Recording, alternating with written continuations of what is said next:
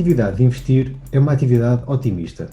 Investimos, por isso, com o objetivo de poupar, acreditando que estaremos mais preparados para todas as fases da vida. Para investir, precisamos de informação. Informação pessoal, relativa ao mercado e à economia, perceber a nossa tolerância ao risco e definir as nossas preferências, como, por exemplo, o horizonte temporal de investimento. Com esta informação, vamos conseguir tomar melhores decisões e responder melhor à pergunta como investir dinheiro. Para isso, servimos-nos do mercado financeiro, que é a nossa máquina de atualização de expectativas e o indicador avançado do mundo no futuro.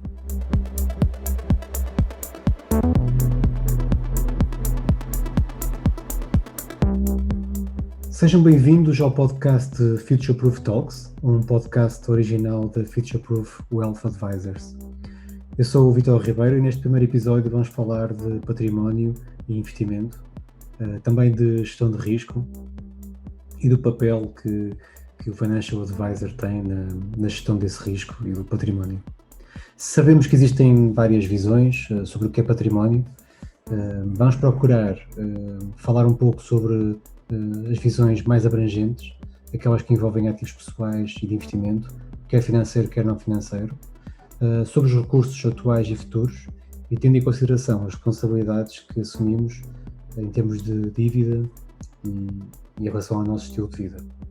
Sabemos que gerir o património, em termos profissionais, é uma atividade de grande responsabilidade e eu diria que é marcadamente comportamental, porque enquanto investidores assumimos riscos, tomamos decisões, investimos, gastamos, poupamos, fazemos planos. Por isso, vamos também falar da gestão de risco individual, da capacidade e da vontade de assumir risco e do capital humano, que faz parte do plano de longo prazo, um plano de vida, um plano financeiro. Para falar mais sobre estes temas, tenho aqui comigo o Luís Silva, meu colega da Future Proof.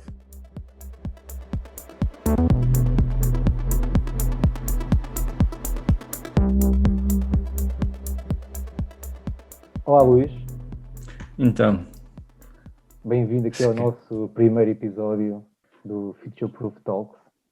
Então, para este primeiro episódio, vamos falar um pouco sobre o património, sobre a gestão de risco, não é? E sobre o papel do advisor.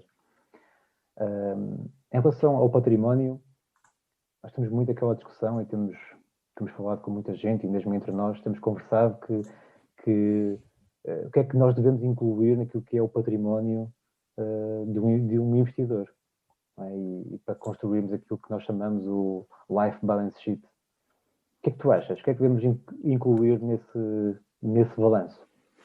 eu por acaso faço parte do grupo de pessoas que diz que efetivamente nesse campo devemos incluir não só o dinheiro que efetivamente as pessoas têm investido, portanto a liquidez. Penso que também partilhes comigo que imobiliário, não no sentido do imobiliário que a pessoa tenha à parte da sua casa, mas incluindo a própria casa. Pois, incluindo a casa, exatamente. E efetivamente incluir capital humano e o nosso conhecimento e o salário, no fundo, acaba por ser algo relevante no património da pessoa, porque uma pessoa que tenha um bom salário vai afetar efetivamente a poupança ou não. E o estilo de vida, não é? Também tem a ver com aquilo que são os gastos anuais, não é? Ou seja, nós temos do lado do ativo aquilo que é todo o capital físico e financeiro, e depois do outro lado temos a parte das dívidas, do endividamento e daquilo que chamamos que é o nosso estilo de vida, não é? Que é os gastos, que são os gastos que temos com a nossa vida. Que há muita gente até que inclui, muitos advisors que incluem até os carros, a mobília, tudo o que é quase utilidades nesse património, que é um bocadinho já, se calhar, profundo demais, não é? Sim, mas a partir do princípio que há mercado e se consegue vender um ativo, no fundo é o que é um ativo, são ativos, não é? Sim, é verdade.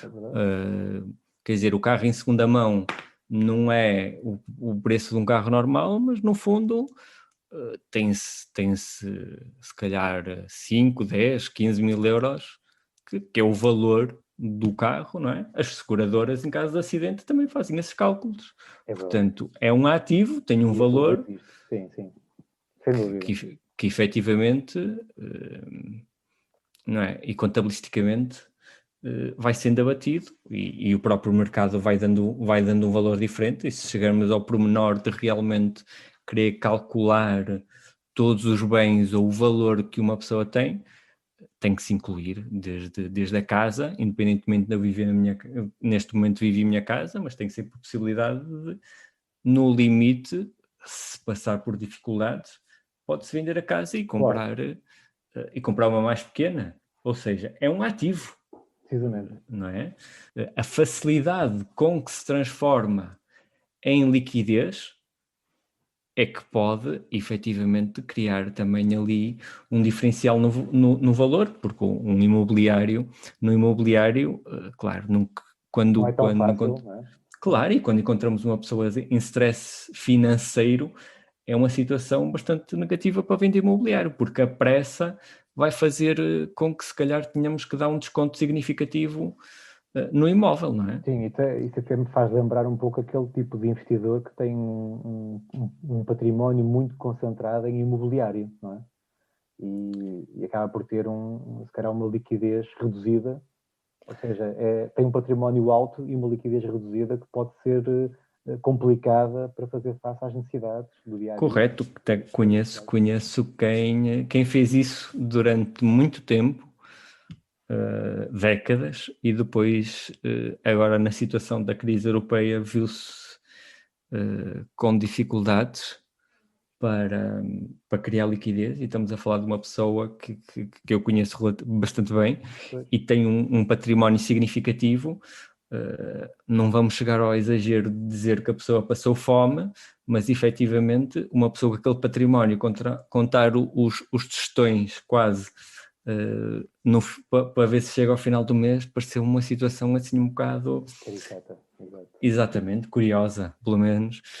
Mas entretanto o mercado já regularizou e essa pessoa felizmente já está numa situação diferente. Esperemos que tenha aprendido com o erro, apanhou um pequeno susto, digamos assim.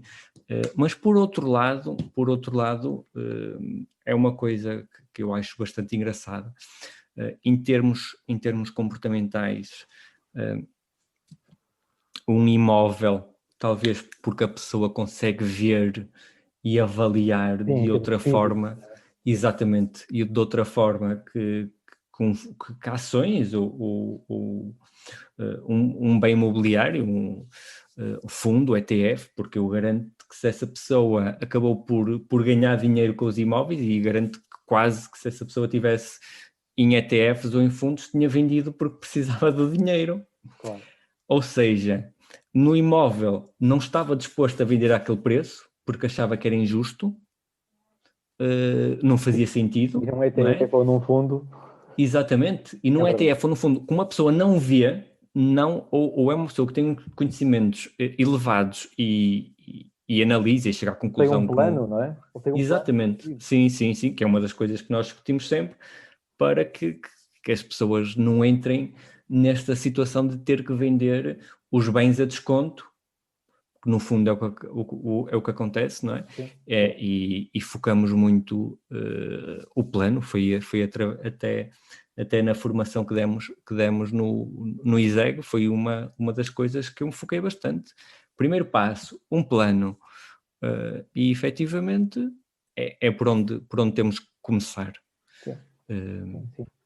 Então, mas saber por isso eu considero que saber o património é de facto muito importante, quer o património financeiro, quer o não financeiro, não é? Quer o físico, saber quais são as responsabilidades assumidas, saber qual é o nosso nível de vida, o nosso estilo de vida, se o queremos manter, qual é o nosso rendimento, e isso é muito importante para que depois seja, digamos, mais fácil fazermos o tal plano que estavas a dizer. Acaba por ser o primeiro passo do plano, porque se nós não soubermos o dinheiro que temos, ou no fundo o património global. O dinheiro é uma parte, como já discutimos, não é? É apenas uma parte. Só se não soubermos o nosso património, no fundo, não vamos saber quanto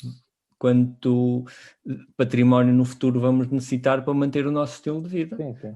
Eu até considero, acho que já tinha dito isso, mas eu considero que o capital humano devia ser vista como uma classe de ativos, tal como é as ações europeias e as obrigações e algo assim do género. Porque o capital humano, uma pessoa que está no início da vida, em termos de trabalho, com 20 e poucos anos, grande parte do património dessa pessoa é o capital humano. Sim, sem dúvida. 30, 40 anos para desenvolver todo o seu trabalho. E é possível, através de cálculos relativamente simples, sabermos quanto é que vale esse capital humano, tendo em conta um determinado valor de rendimento. Sim. Disseste que os cálculos não são complicados e de facto não são, mas o mais complicado muitas vezes é as pessoas terem esse tipo de pensamento. Exatamente. E terem essa noção, não é? O salário faz parte e os salários futuros, não é? E futuros, exatamente. E os gastos, em princípio, também. claro. Tudo isso e isso será necessário ter em consideração. Exatamente, era isso a palavra que estava a por isso é que a fase da vida é tão importante. Né? Nós temos diversas fases na nossa vida. Começamos por esta fase inicial, depois vamos acumulando, não é? Terá ali a ver ali com os 40, uma fase em que vamos acumulando e há um certo pico, não é? de criação de riqueza. E chegamos a um certo ponto em que vamos ter que decidir a parte da distribuição, não é?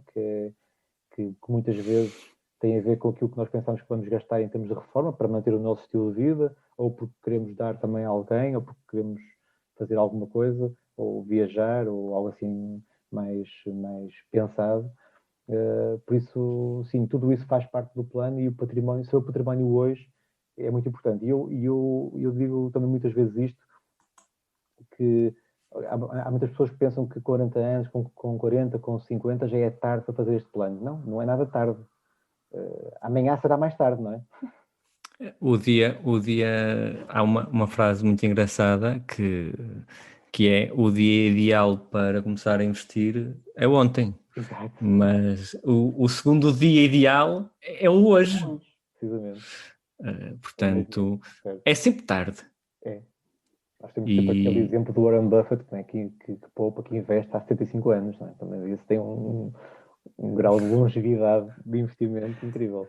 É normal, sim. Isso também não é uma situação particularmente... Não é ou melhor, é um exemplo a seguir, mas não é uma situação típica, não é? Normal, não. Aliás, até aproveitando aqui a deixa do Warren Buffett, falámos um bocadinho aqui de medida de riqueza e fonte de riqueza, não é? Porque quando falamos de Warren Buffett, nós lembramos logo dos bilhões que é o património dele. Mas nesta situação daquilo que é o valor, nós sabemos também, e falamos muito com investidores, sabemos muito bem que para alguns investidores 1 milhão de euros ou 2 milhões de euros é muitíssimo dinheiro, para outros 100 mil euros ou 200 mil euros já é muito dinheiro, não é? E nós temos que ajustar muito este tipo de pensamento. E cada investidor é diferente, não é? Também conheço uma pessoa que efetivamente a dificuldade às vezes de manter um nível de vida elevado, se houver uma concentração numa fonte de rendimento. Entrando aqui um bocado na diversificação, essa pessoa em particular teria facilidade de diversificar, não o fez, não faço ideia se foi aconselhado ou não a não fazer, mas a diversificação acaba por ser algo que até está nos ditados populares, não é? Não ponham todos os ovos no mesmo cesto. Neste caso, o cesto partiu, porque ele tinha lá os ovos todos, e estamos a falar de um ajuste de qualidade de vida significativo. Pois, existem esses casos, não é? Claro. Claro. Claro que a diversificação tem que ser bem feita também, não é? Não é diversificar. Diversificar não é dividir por várias vários ativos, não é? Só. É preciso haver aí... Exatamente, quer dizer, é uma situação às vezes daquela quase piada que é uma pessoa compra, quer dizer, isto já tem, pois, já é do tempo do BES, portanto isto já tem mais de 10 anos provavelmente esta expressão, que é uma pessoa compra ações do BCP, do BES e do BPI e acha que fez diversificação porque comprou 3 ativos e é melhor que ter só um.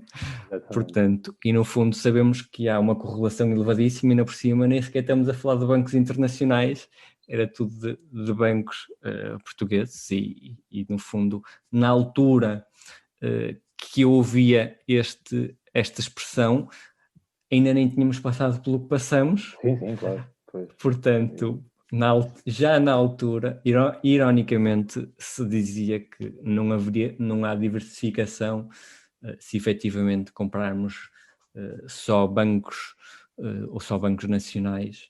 E infelizmente... É como comprar também 10 fundos, não é? Há muita gente que diversifica por fundos de investimento. É que é maior a probabilidade de naqueles 10 estar o melhor, não é? Mas também é grande a probabilidade de estar o pior.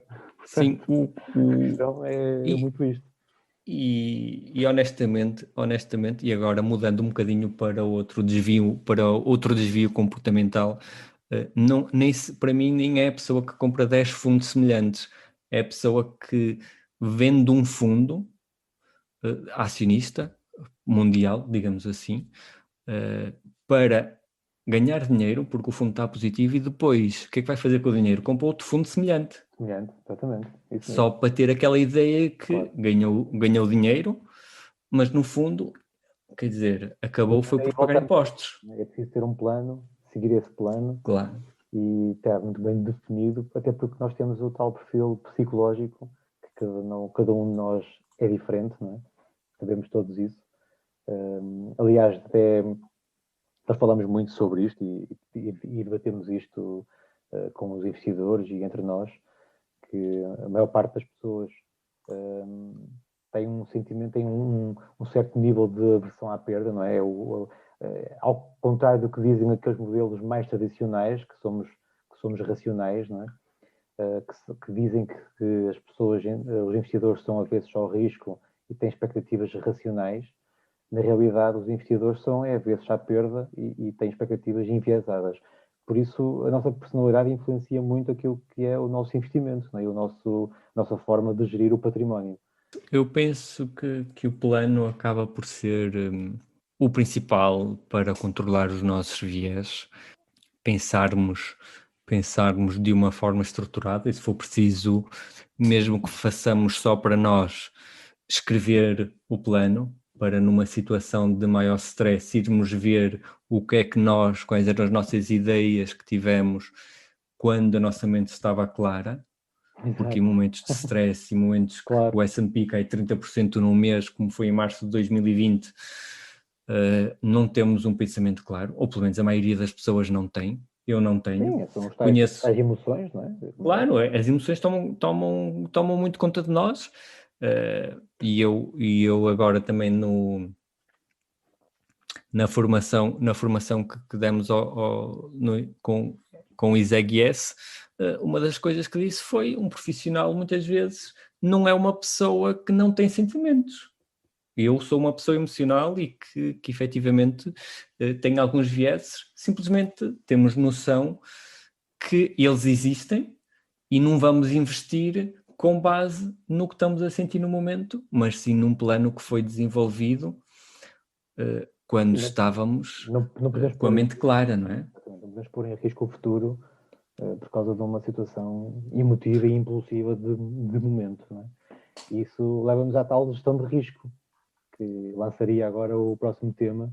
Uma das nossas principal foco que nós temos quando gerimos todo o património é pensarmos muito no que é o risco, naquilo que é a gestão de risco. Não é? Sim, aliás, sim. tu dizes muitas vezes isso, não é? Sim, eu sou uma pessoa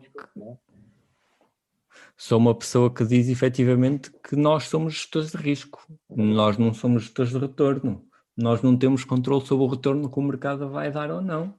Se podemos achar todos que o S&P está esticado, está sobrevalorizado por estar a 4.200 pontos depois de subir 40%, algo do género 40% nos últimos 12 meses, e se calhar daqui a um ano estamos a 5.000 pontos ou estamos em 3.000 pontos. Não sabemos isso de antemão. Há expectativas de longo prazo.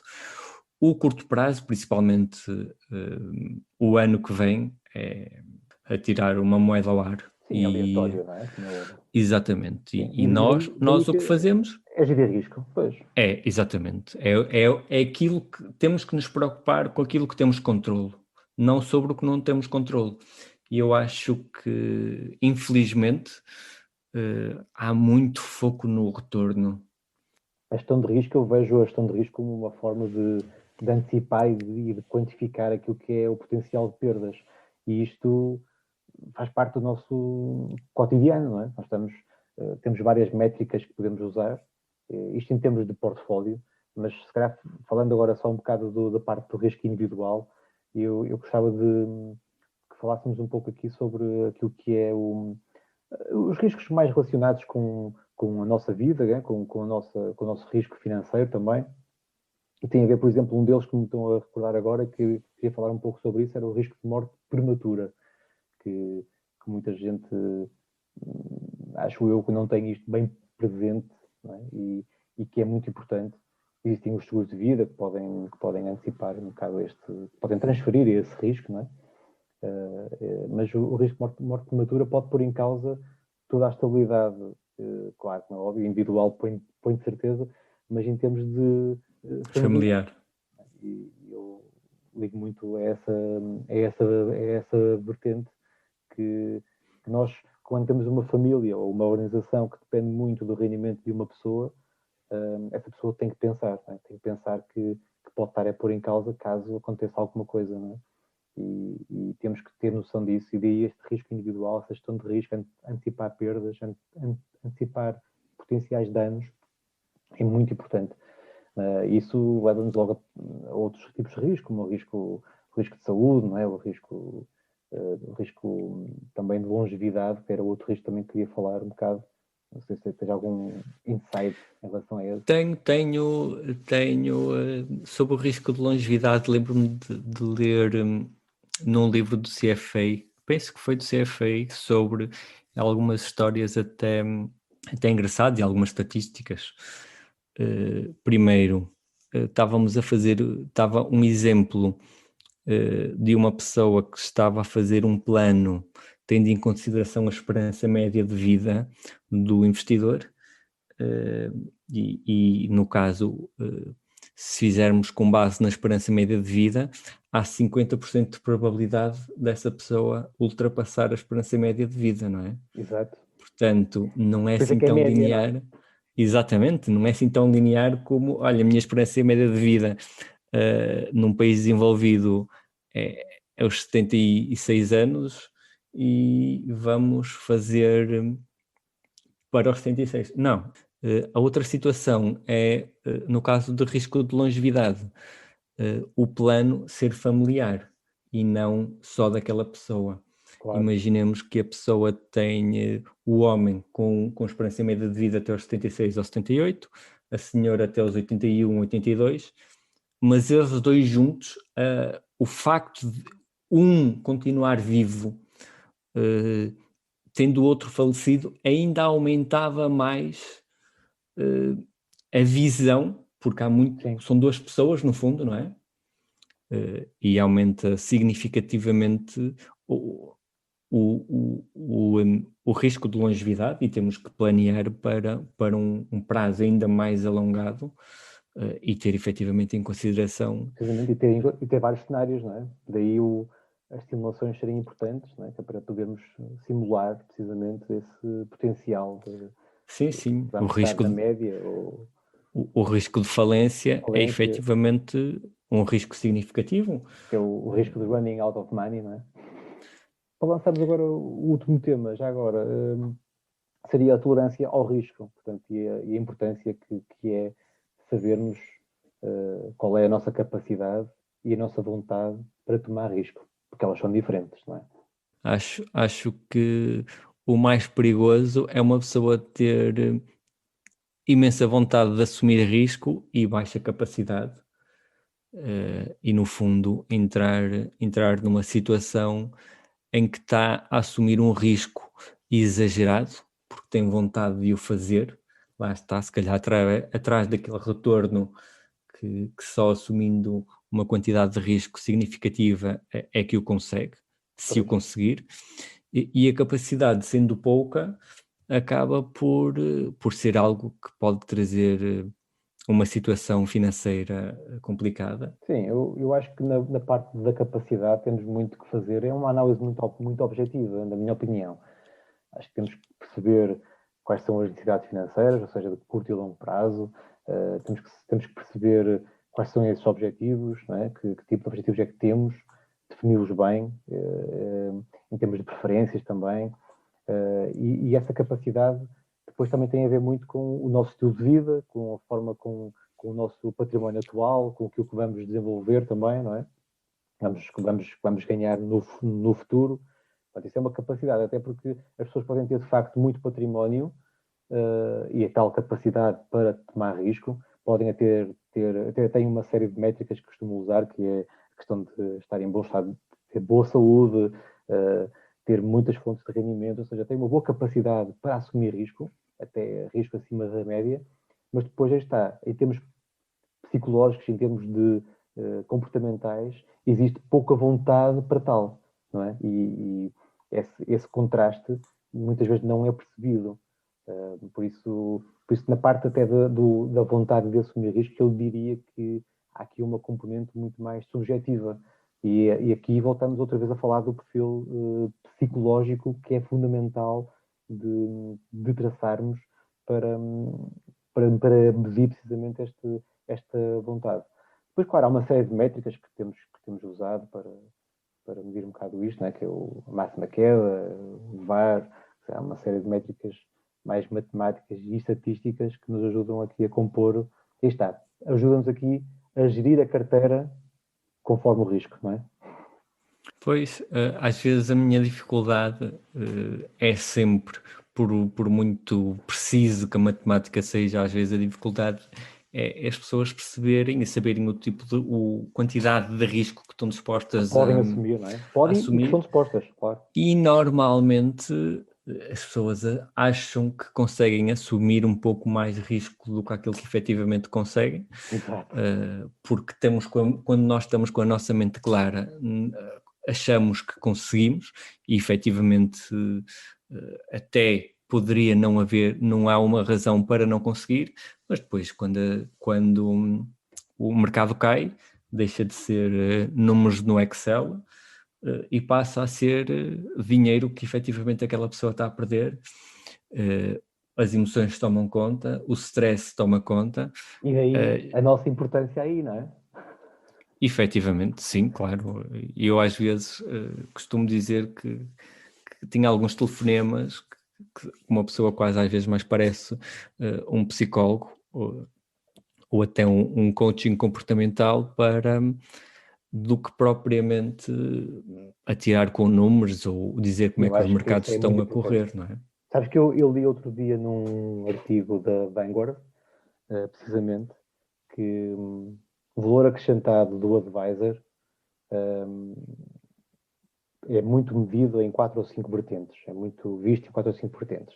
Na alocação que se faz em termos estratégicos, que é muito importante, ajuda, não é? Como é óbvio. Na parte em que fazemos uma análise custo-benefício, e sabemos que isso existem muitos ativos com elevados custos de gestão e por aí fora, aquela parte do rebalanceamento, mas a parte em que eles davam mais importância é de facto ao coaching comportamental. E eles até diziam que, em termos de retorno, há ali um acréscimo de retorno só por esse coaching ser bem feito. Não é? E muitas vezes nós temos de estar ali para ouvir e para guiar o investidor naquilo que é o plano, não é? Porque é o mais difícil nessa fase.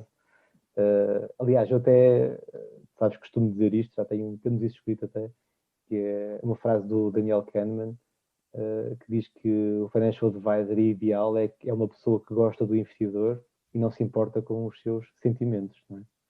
E essa parte aqui temos que nos focar muito nisso. Pois, muitas vezes tem é que controlar os sentimentos do investidor e efetivamente, às vezes o investidor acaba por ser o seu maior inimigo, e a vontade de vender tudo quando os mercados estão a cair, às vezes toma conta das nossas emoções e pode levar a fugas do plano desenvolvido. Claro que há isso, situações que podem obrigar a que o plano seja mudado, não é? Mas nunca são situações de mercado à partida, não é? claro que uma pessoa evolui. Eu, por exemplo, sou uma pessoa que tem evoluído em termos de aceitação pessoal de risco ao longo dos anos. Sim, E à medida que vou... Claro, obviamente, uma pessoa vai sabendo mais sobre os mercados, uma pessoa vai tendo mais à vontade com os mercados. E até conhecendo melhor a nós mesmos, não é? Sim, sim, sim. E os tipos de riscos existentes. E uma pessoa pode ir lendo, aprendendo, pode ir falando connosco e começa a perceber e a aceitar o risco. Agora, essa alteração do plano, esse aumento da aceitação de risco, basta ver o timing de um telefonema. Se o telefonema vem num período de stress dos mercados, já sabemos que isso não é uma real alteração do... Não houve alteração da vida da pessoa, não é? É só emoção. Agora, se está tudo normal, se está tudo ok, e temos uma reunião de final de ano com aquela pessoa para mostrar como é que as coisas aconteceram e tal, e esse ano até correu bem, e a pessoa está a perceber a ideia do investimento a longo prazo, da gestão de risco e o que é que se está a fazer, e chegamos a uma conclusão no final dessa reunião que vale a pena aumentar um pouco o risco, vale a pena alterar um pouco o plano. Sim, se houver um objetivo diferente, não é? Claro. Sim. É efetivamente... Falaste de um tema aí que é importante e que quase que sintetiza aqui um pouco e dá para nós terminarmos também em beleza, que é a parte do tempo. O tempo aqui é o nosso grande segredo, não é? Sim, no fundo o investimento de longo prazo, pelo menos como defendemos, acaba a ser sempre um investimento que a pessoa não deverá estar preocupada com o curto prazo. Curto prazo, não é? O longo prazo. Sim, então, o Warren Buffett diz que o holding period perfeito deles é para sempre, não é? O homem já comprou Coca-Cola há décadas e vai morrer com ações da Coca-Cola. Exatamente. O Jack Bogle, da Vanguard, efetivamente, a expressão mote dele era stay the course. Sim. É manter o plano, manter o rumo, independentemente do que tudo o que se passou. E o próprio mercado já desenvolveu um termo, behavioral gap, que mostra as perdas emocionais, não é? De trading, no fundo, que alguns estudos dizem que podem ir até 3% já, não é? Pois, dependendo de vários períodos, mas, por exemplo, penso que há 10 anos, em termos acionistas, entre o S&P 500 e o retorno efetivo que os investidores tiveram, havia uma diferença de 4 pontos percentuais. E efetivamente 4 pontos percentuais é muito, muito significativo. E, no fundo, o trading acaba por ser uma tentativa de controlo, na minha opinião, de tentativa de controlo de risco, que no fundo acaba por trazer mais risco, porque efetivamente... Sim, e aquilo, a nossa opinião, temos que distinguir aquilo que é a nossa opinião e aquilo que sentimos daquilo que efetivamente se tem que fazer nos mercados. Ninguém estava à espera que houvesse a recuperação que houve nos mercados financeiros pós-Covid, não é? Aquilo que eu acho, eu não achava que os mercados iam recuperar da forma que recuperaram. Mas, obviamente, a forma de estar nos mercados e a minha gestão de risco fez com que tivesse dos mercados e efetivamente tivéssemos beneficiado desta recuperação que de outra maneira, através de trading, se geríssemos através das nossas emoções, daquilo que achamos, etc., provavelmente estaríamos menos alocados a ações do que efetivamente fazia sentido de um ponto de vista do plano inicial. Claro. Não o alteramos com base naquilo que nós achamos. Sim, com as metodologias, não é? Com base nas Claro, sim, porque senão, quer dizer, vamos chegar ao limite, acordo mal disposto e vou vender 50% das minhas ações, porque acho que o S&P se vai despenhar e se calhar a próxima paragem são os 5.000. Não sabemos, não é? Efetivamente.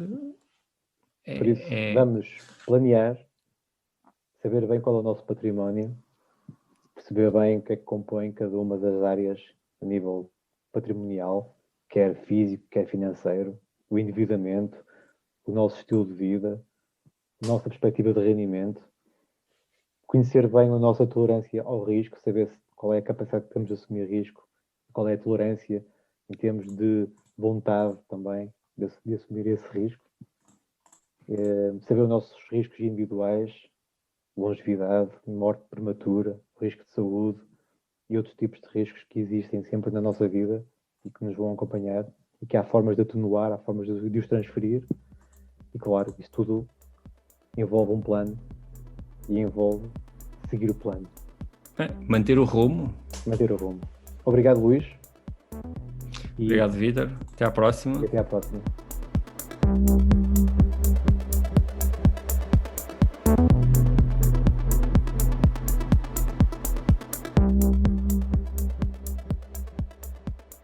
Terminamos assim este primeiro episódio, onde falamos sobre o património e gestão de risco individual, deixando uma nota final para o papel do advisor. Há uma clara mudança para o digital e para os novos modelos de aconselhamento, que são mais personalizados e mais baseados nos aspectos comportamentais. Defendemos um alinhamento com o tipo de personalidade e com a individualidade do investidor. Há investidores que são solitários e conseguem desenvolver todo o seu trabalho sozinhos, mas a grande maioria não. Há investidores que precisam de mais apoio na definição da estratégia de investimento, outros na seleção de alternativas mais baratas e eficientes em termos fiscais, outros como suporte para o cumprimento do plano de investimento definido.